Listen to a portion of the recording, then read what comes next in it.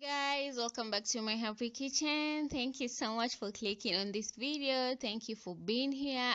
Today we're going to be making our own homemade chocolate chips and our own homemade chocolate sprinkles. This can be used to decorate our cakes. They can be used to cook cakes, and buying them can be a bit pricey, so it's always good to have your own homemade at home. Like I showed you guys, I used my own homemade chocolate chips on homemade chocolate sprinkles on my death by chocolate recipe. Yeah, so this is how I did it. Take a 250 gram of dark compound chocolate and cut it into pieces, just medium pieces. Okay, so dark compound chocolate, cut it into pieces, and then take a cooking pot with hot boiling water. Okay, you need a cooking pot with hot boiling water, extremely hot. Then take the bowl that you had put your chocolate pieces in and put it on top of that. Okay, so we are going to be using that steam to melt our chocolate pieces. You don't need to be in a hurry here. You need patience to just keep stirring constantly. Do not stop. Okay, just keep stirring, and then you will slowly start to see your chocolate is melting. It is turning all beautiful and silky, and voila, it will all be melted within 4 to 5 minutes. Just keep stirring. So when it has melted like that and it's looking shiny and silky, just set it aside, let it cool down for 3 minutes to 4 minutes, but do not let it cool down any longer. It will harden back up, so take a baking paper, parchment paper, and set it aside. You need a parchment paper, just a big size amount, just big size. And then take a piping bag. If you don't have a piping bag, just use normal paper bag. Okay, yeah, that one. So put it in a glass so that it's easier for you to fill it with your chocolate, your melted chocolate. So take your melted chocolate and fill it up in your piping bag, then tie a knot at the top so that it doesn't fall over.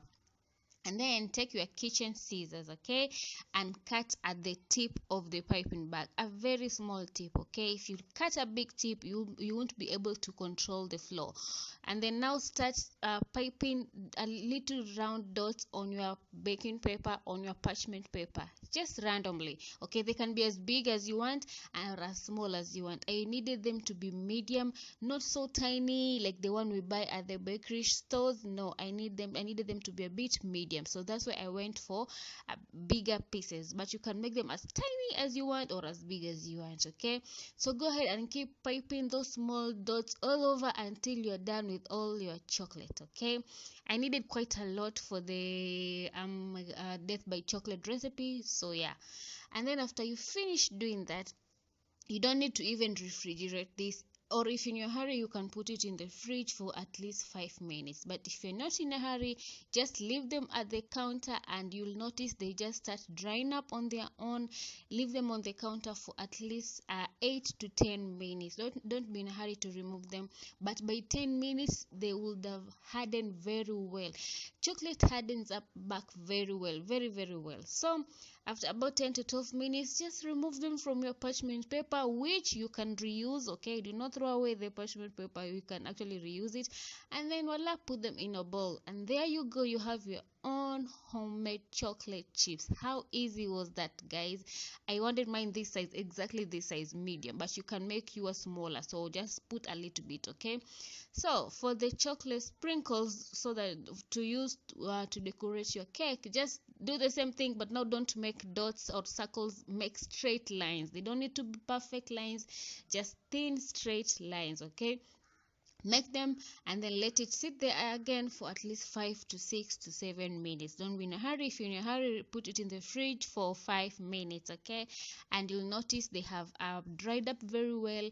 And then just like the way you did with the chocolate chips, remove it and start breaking them into the size that you want.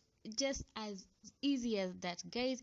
You have your own homemade chocolate sprinkles you can use to decorate your cakes on top, on the sides, at the bottom, and all that stuff. Voila, there you go. I wanted mine to be this size, a bit longer, but if you want them smaller, cut them according to the way you want. And there you go, you have your own homemade chocolate chip, guys, and then you have your own homemade chocolate sprinkles. Please go ahead and give them a try. Whenever you're in a hurry, you can't go and get some at the shop, always make sure to make your own. You can store them in an airtight container and refrigerate them, or just put them in a room temperature place. Thank you so much for watching. See you soon. God bless.